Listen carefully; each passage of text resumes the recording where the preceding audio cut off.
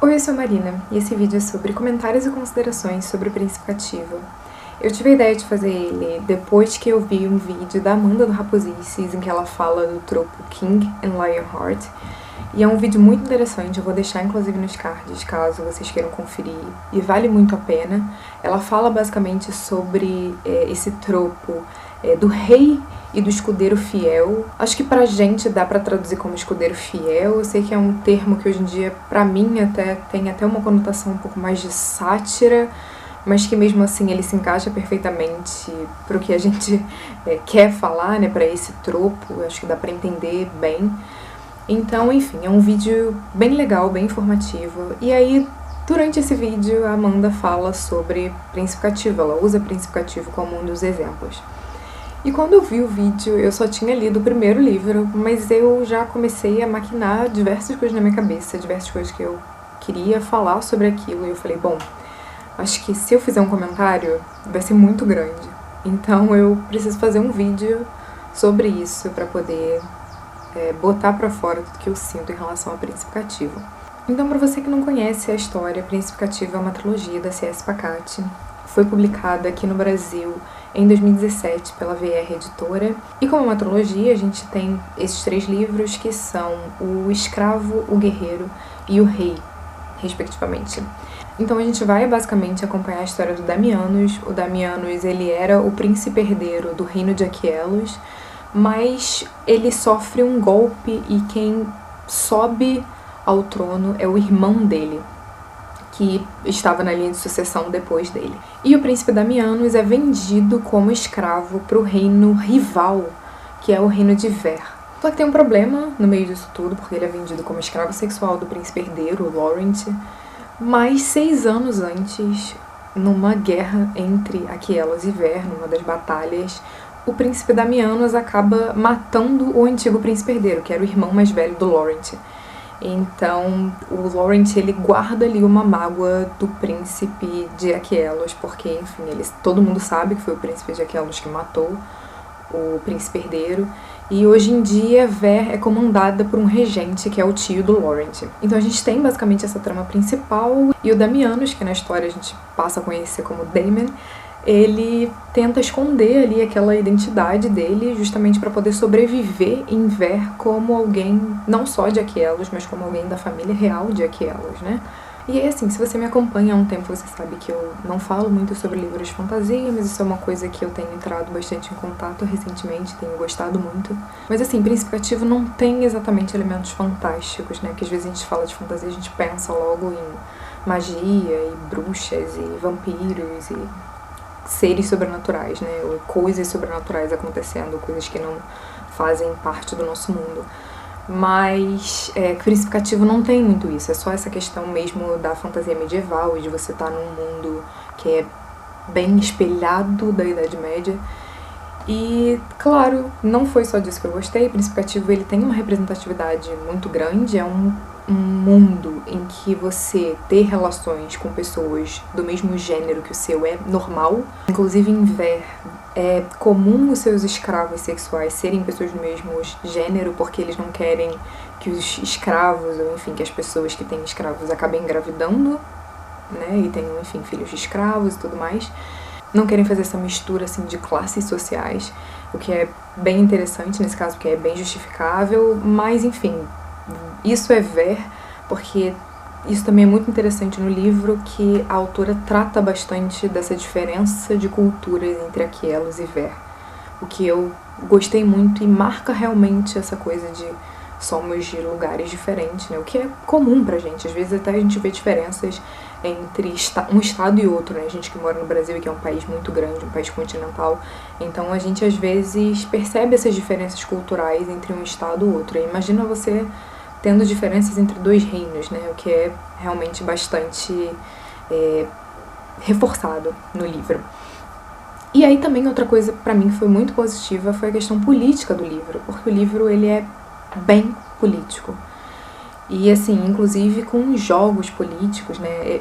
Eu achei muito interessante porque ao longo da leitura da trilogia, principalmente no segundo e no terceiro livros, que é a relação do Daemon e do Laurent já tá um pouco menos acirrada no sentido de dois rivais, mas achei muito interessante essa diferença da corte, né? Porque eles focam muito na corte do regente, nas características da corte do regente, que no primeiro livro a gente não tem muita noção, a gente acha que é tudo igual e que se o Laurent, quando ele subir ao trono, aquela corte vai permanecer, né? A corte com aquelas características que a gente vê e que se mostram. Então é bem interessante a gente perceber isso, né? E ir percebendo isso aos poucos, como essa corte do regente funciona, como o Laurent faria diferente, porque às vezes ele dá a entender que ele quer outras coisas para a corte dele.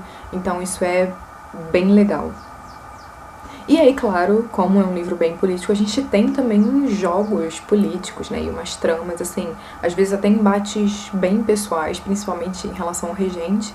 O regente é uma pessoa muito inteligente, muito estrategista, e aí o Laurent acaba crescendo nesse meio, porque ele precisa se impor em relação a essa pessoa que é muito inteligente, muito estrategista e que é calculista. Eu detesto usar essa palavra porque tem essa coisa de frio e calculista, mas assim, eles são pessoas que precisam ir além um pouco do combate físico, né? O que eu gostei muito em Príncipe Cativo é que o Laurent é um personagem muito combativo, mas muito combativo intelectualmente. E aí, assim, claro que Príncipe Cativo também tem pontos negativos. Eu acho que o ponto mais negativo pra mim é o do primeiro livro, porque o primeiro livro tem especialmente uma cena que é bem desnecessária, muito gráfica, e é uma cena que podia ter sido retirada facilmente ou narrada de um outro jeito. E eu achei um pouco pesado, acho até que pra quem pode pegar o livro pra ler, acho que a pessoa pode até gostar, mas às vezes essa cena pode fazer a pessoa não continuar e não pegar os outros livros pra ler, porque realmente ela acaba até destoando um pouco. Eu acho até que nesse sentido o primeiro livro destoa bastante, porque a gente vê bem essa relação escravocrata ali da corte do regente. Então a gente percebe o Daemon muito como um escravo, por mais que ele tenha sido um príncipe herdeiro, um futuro rei, mas a gente vê mais essa relação entre senhores e escravos, né, o que é bem marcante, não só da corte do regente, mas principalmente desse primeiro livro. E aí eu acho que, nesse sentido, a C.S. Pacat acabou perdendo um pouco a mão na hora de, enfim, fazer descrições, de fazer algumas cenas. Então eu acho que esse, pra mim, é o maior ponto negativo do livro. E assim, tem outro ponto negativo, que é a baixa representação feminina no livro. A gente tem muito poucas personagens mulheres, e foi uma coisa que eu senti falta, mas eu acho que num certo ponto, quando eu penso por um outro lado, isso também é um pouco mais justificável pra mim. Então, enfim, eu quero entrar nos pontos, em alguns pontos que a Amanda fala no vídeo dela, principalmente pra explicar essa questão do porquê pra mim acabou sendo um pouco mais justificável quando eu comecei a pensar nessas coisas, então vamos lá. No vídeo da Amanda ela fala muito sobre essa questão do amor cortês, né? Então ela vai pegar o trovadorismo pra justamente falar dessa relação em que o trovador, que era a pessoa que escrevia a cantiga, que compunha a cantiga, tinha com uma senhora, né? Então que ele tinha essa relação de adoração máxima com essa mulher que era maravilhosa, ela era pura, ela era linda, era sempre a pessoa mais maravilhosa do mundo, a pessoa mais bonita, e era uma pessoa inacessível.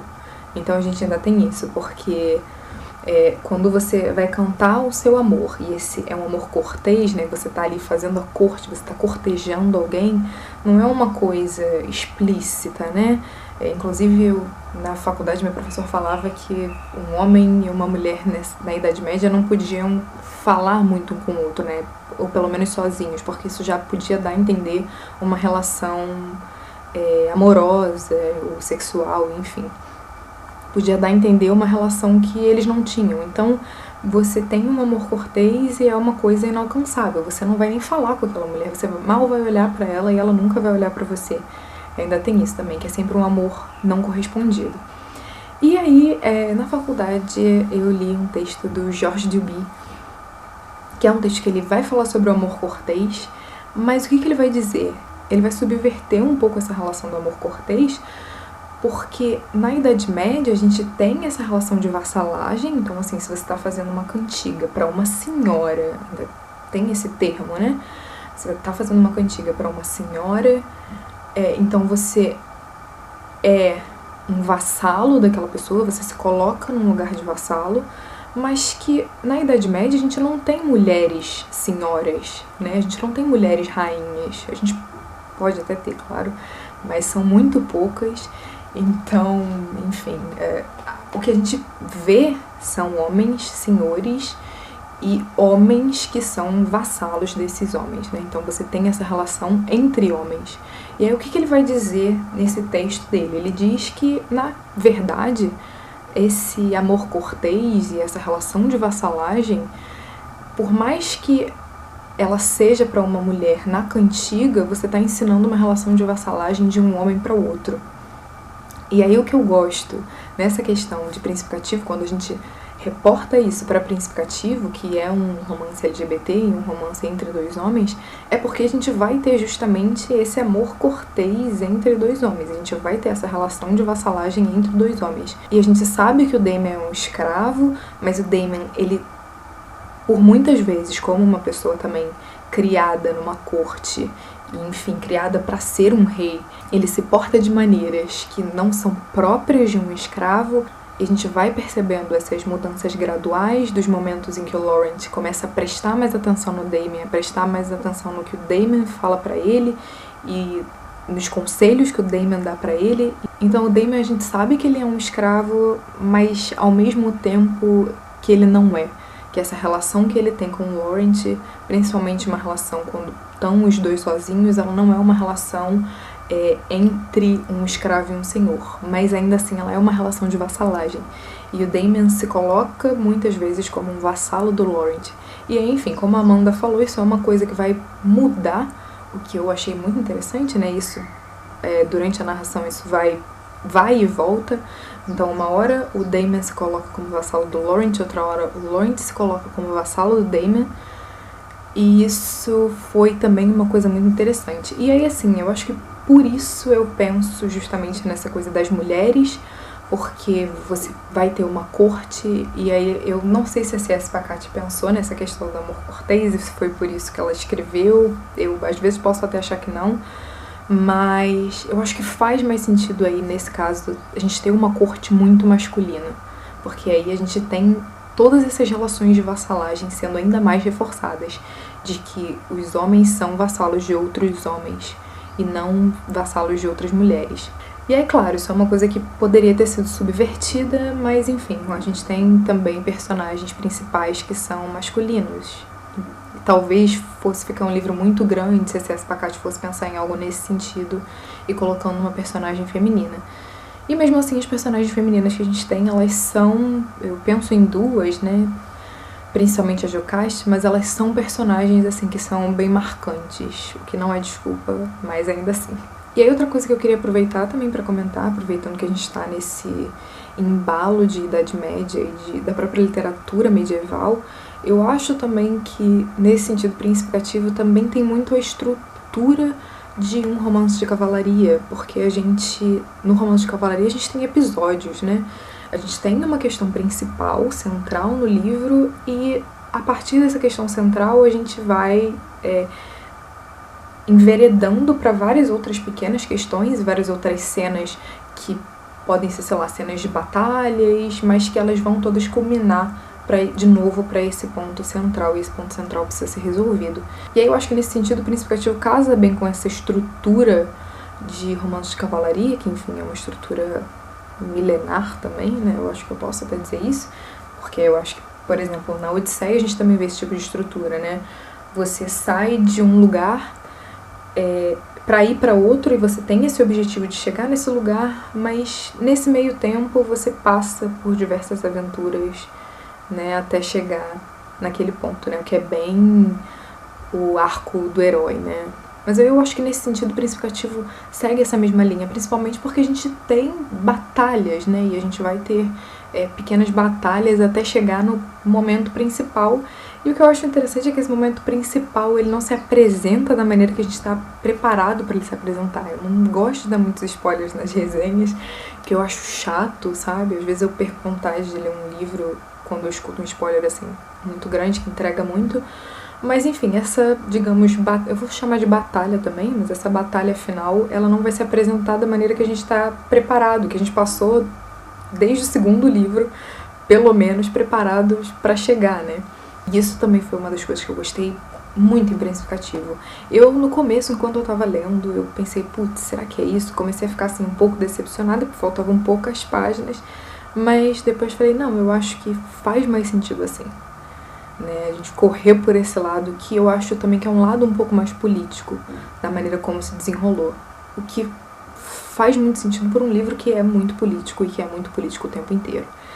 E aí também, fechando essa questão das mulheres, porque eu acabei de falar em combate, em política, a gente tem também na trilogia essas questões de combate, né, que geralmente são questões muito masculinas, mas mesmo assim a gente tem, principalmente um momento bem legal do livro, bem específico, em que vem esse exército que tem mulheres e que as mulheres lideram também, e é bem incrível, a gente consegue perceber também, porque é uma questão bem cultural, e a gente consegue ver essa diferença, então, enfim, foi um livro que, num geral, me deixou muito satisfeita. Foi uma leitura que eu gostei muito, eu acho que não é pra todo mundo, e eu acho que, assim, leu o primeiro livro, não gostou, tudo bem, assim. Eu tenho essa consciência, depois de ler todos os três, eu tenho essa consciência de que o primeiro livro mostra muito essa corte do regente, e que ele vai focar nisso, em todas as atrocidades que acontecem na corte do regente. E só depois a gente vai perceber que aquele tipo de corte não é a corte que o Laurent quer pra ele, quer pro reinado dele.